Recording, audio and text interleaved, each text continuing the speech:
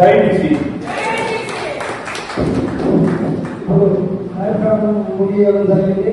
అందరూ భోజనం చేసిన తర్వాత అన్నతో నడవాలనుకున్న వాళ్ళు అన్నతో మాట్లాడి వారి సందేశాలు అన్నతో టేబుల్ కూర్చొని మాట్లాడుకొని అందరం పోవాల్సిందిగా కోరుకుంటూ అందరం భోజనం చేసిన తర్వాత మాట్లాడుకొని కండవాళ్ళు ఎవరు కావాలన్నా కూడా కండవ అంటే ఒక వినోదం కూడింది కాబట్టి దీన్ని 100 రూపీస్ ఇచ్చి తీసుకోవాలని కోరుకుంటున్నాం. 100 రూపీస్ అనేది మనకు లెక్క కాదు, కానీ కాకపోతే దాని విలువ ఇది 100 రూపాయలు అనేది మనకు ఉంటుంది కాబట్టి మీరు ఒక బాధ్యతగా దాన్ని ఎప్పుడు అంచనా వేసుకోకూడదు. ఇంతకుముందు కండవలు లేకుండా ఉంటే మనం ఇంత కండవలు ఉంటే ఇంత కళ ఉన్నది. బీసీ రాజ్యాధికార సమితి అనేది ఏర్పడింది కాబట్టి మీరందరూ ఈ 100 రూపాయలు అడిగింది ఏంటనేది అనుకున్నా ఈ 100 రూపాయలు సభ్యత్వం పొందినట్టు అనుకొని కండవ కొనుక్కొని అందరూ పాటించి అందరితో అన్న మాట్లాడతారు. భోజనం చేసిన తర్వాత ఈ మీటింగ్ వచ్చిన అందరికీ కృతజ్ఞతలు. ఈ సమావేశాన్ని ముగిస్తూ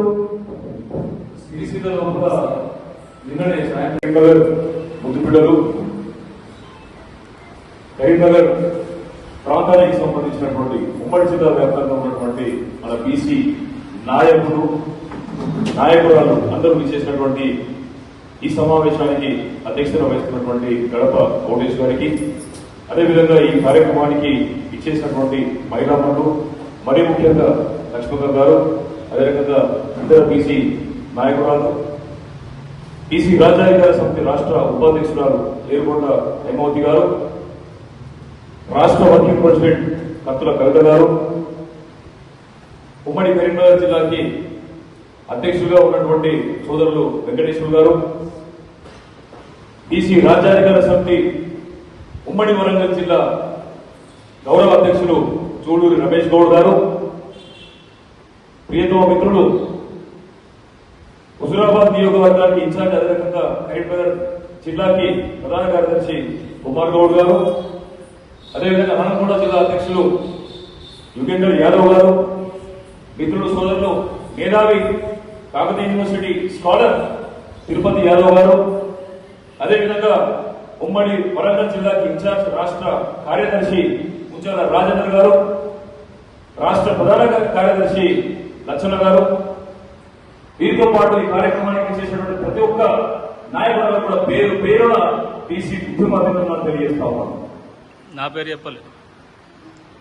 సోదరుడు ప్రతి కార్యక్రమానికి కూడా వెన్నుదన్నుగా ఉండి కార్యక్రమాన్ని విజయవంతం కావడంలో కూడా ముఖ్యమైనటువంటి పాత్రను పోషిస్తున్నటువంటి మన యోజన విభాగం వర్కింగ్ ప్రెసిడెంట్ మడత కిషోర్ గారికి కూడా ప్రత్యేకమైనటువంటి ధన్యవాదాలు తెలియజేస్తున్నాం. మిత్రులారా, ఈరోజు మనం ఏర్పాటు చేసినటువంటి సమావేశానికి ప్రాముఖ్యత ఉన్నది. ఈరోజు మనం మాట్లాడుకోవాల్సినటువంటి అంశాలు కొన్ని ఉన్నాయి. మీ అందరికీ ఆ విషయాలు చెప్పడంతో పాటు బీసీల నాయకత్వం ముందుకెళ్లడానికి మనం చేపట్టాల్సినటువంటి కార్యక్రమం ఏంటి, కార్యాచరణ ఏంటి అనేది మీ అందరికీ వివరించడానికి, తద్వారా ఉమ్మడి కరీంనగర్ జిల్లా వ్యాప్తంగా క్షేత్రస్థాయి బీసీ నాయకత్వాన్ని బలోపేతం చేయడం కోసం ఈ కార్యక్రమాన్ని మనం నిర్వహించుకుంటాం. మీ అందరికీ రావడం జరిగింది. మీరందరూ చూసిళ్ళు, మేము మాట్లాడే కంటే ముందు మన సోదరుడు ముంజాల రాజేందర్ గౌడ్ మనందరిని ఉద్దేశించి మాట్లాడారు. మీరందరూ గమనించండి, ముంజాల రాజేందర్ కు 10 కోట్ల ఆస్తి ఉందా, 10 ఎకరాల భూమి ఉందా, 10 కార్లు ఉన్నాయని కాదు మనం ఆలోచించింది. మన జాతిలో పుట్టి మన జాతిని ఉద్ధరించడం కోసం ఆయనకు బాధ్యత ఉందా, కమిట్మెంట్ ఉందా అని చెప్పేసి ఆలోచించి 100 రకాల టెస్టులు చేసి ఆయన దగ్గర నిజంగా కమిట్మెంట్ ఉందని చెప్పేసి గమనించిన తర్వాత దానికి అవకాశం ఇవ్వడం జరిగింది. మరి అలా చూడండి, మీ అందరి ముందు ఎంత ప్రమాణంగా మాట్లాడుతున్నాడు. మీ అందరి ముందంటే కాదు, ఢిల్లీ కోట మీద కూడా కూర్చొని మాట్లాడగలిగేటటువంటి కెపాసిటీ తన దగ్గర ఉన్నది. మనందరి మధ్యలో ఉన్నటువంటి మరొక మహిళా నాయకురాలు కత్తుల కవిత గారు సాధించేదాకా బీసీలకు రాజ్యాధికారం, బీసీ మహిళలకు రాజ్యాధికారం సాధించేదాకా దీన్ని వదిలిపెట్టేది లేదు, వెనక్కి తగ్గేది లేదని చెప్పేసి మన కత్తుల కవితగా చెప్తున్నది. ఆమెతో పాటు ఏరుకొండ పద్మావతి గారు, లక్ష్మక్క, మరి వీళ్ళందరూ ఎట్లా తయారవుతారు? వీళ్ళందరికీ రాజకీయ అనుభవం లేదా? ఇంతకుముందు మీద రాజకీయ పార్టీలలో లేరా? మరి వీళ్ళ అనుభవం కానీ వీళ్ళ యొక్క పరిజ్ఞానం గల శక్తి ఎక్కడికి పోయింది?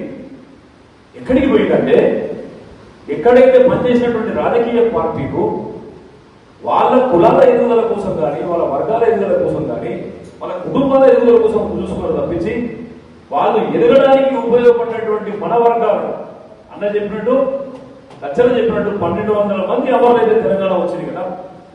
మరి ఆ తెలంగాణ రావడానికి పనిచేసినటువంటి మనకు ప్రాధాన్యత ఇవ్వడానికి వాళ్ళకు మనసు రాలేదు. అందుకని మన నాయకులు తెలంగాణ